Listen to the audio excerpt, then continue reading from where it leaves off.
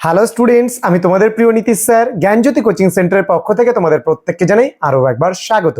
তো স্টুডেন্টস, আজকে আমি তোমাদের সঙ্গে আলোচনা করব সিবিসিএস 6th সেমিস্টারের ডিএসই বেঙ্গলি সাজেশন। কেমন?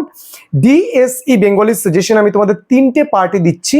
প্রথম পার্ট আমি আলোচনা করে ফেলেছি, যেখানে আমি 12 নম্বরের যে অতি গুরুত্বপূর্ণ প্রশ্নগুলো ছিল সেগুলো নিয়ে আলোচনা করেছিলাম।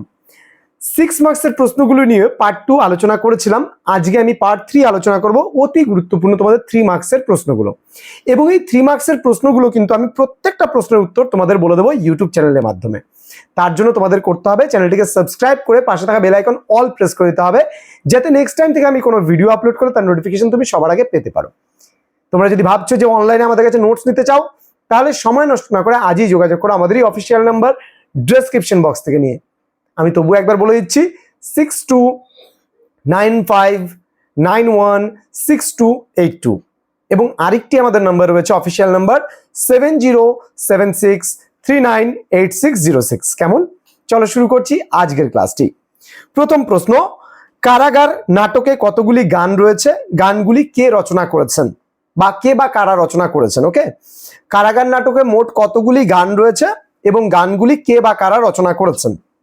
পরবর্তী প্রশ্ন, কারাগার নাটকে কংসের পিতাকে, তিনি কোন সাম্রাজ্য প্রতিষ্ঠা করেছিলেন? কাকে তিনি পরাজিত করেছিলেন? পরবর্তী প্রশ্ন, সুবর্ণলতা উপন্যাসে সুবর্ণলতার বিবাহ কার সঙ্গে হয়েছিল?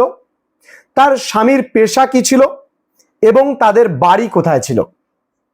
প্রশ্ন নাম্বার 4, বগধার্মিক শব্দটা তীরের মতো তার মনের গভীরে গিয়ে বিঁধেছে। কোন গল্পের অংশ? মন্তব্যটি কার সম্পর্কে বলা হয়েছে? এই মন্তব্যটি বিশ্লেষণ করো। পরবর্তী প্রশ্ন, প্রশ্ন নাম্বার 5, সুবর্ণলতা উপন্যাসটি কটি খণ্ডে বিভক্ত? প্রতিটি খণ্ডে কতগুলি করে পরিচ্ছদ রয়েছে? পরবর্তী প্রশ্ন, গণনায়ক গল্পটি কবে প্রকাশিত হয়? গল্পটি কোন গ্রন্থের অন্তর্গত এবং এই গ্রন্থটি কাকে উৎসর্গ করা হয়েছিল?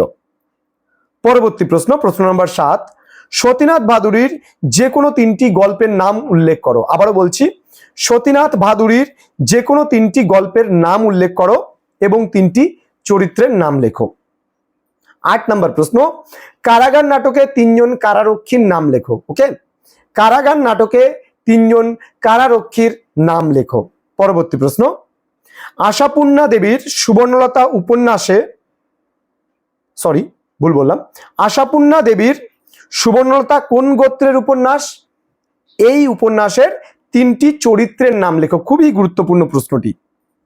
পরবর্তী প্রশ্ন, চরণদাস এমএলএ গল্পটি কবে প্রকাশিত হয়েছিল? গল্পে চরণদাসের কতগুলি নাম পরিবর্তন হয়েছে বা কতবার নাম পরিবর্তন হয়েছে তা আলোচনা করো।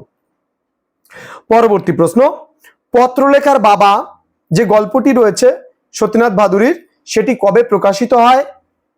পত্রলেখার পিতা ও মাতা ও ভাইয়ের নাম লেখো।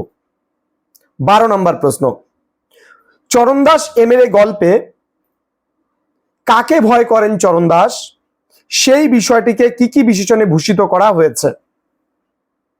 পরের প্রশ্ন, হাট আর জমলো না, ইনভার্ট কমা থাকবে, কেন হাট আর জমেনি? পরবর্তী প্রশ্ন, চরণদাস এমএলএ গল্পে স্বামীজির পরিচয় দাও। এবং সর্বশেষ প্রশ্ন, আশাপূর্ণা দেবীর সুবর্ণলতা কোন গোত্রের উপন্যাস? এই উপন্যাসের 3টি চরিত্রের নাম লেখো। তোমাদের এই যে 15টা প্রশ্ন আমি দিলাম, এগুলো খুব ভালো করে তোমরা পড়বে এবং আমি পরের দিন তোমাদের লাইন তুলে কিছু প্রশ্ন আমি আলোচনা করব। সেই লাইন তুলে যে প্রশ্নগুলো নিয়ে আলোচনা করব সেগুলো তোমরা পড়বে এবং তোমাদের পরীক্ষার জন্য আসার সম্ভাবনা কিন্তু প্রবল রয়েছে। তো আজকে আমাদের ডিএসই বেঙ্গলি সাজেশন দেওয়া তোমাদের কমপ্লিট হলো।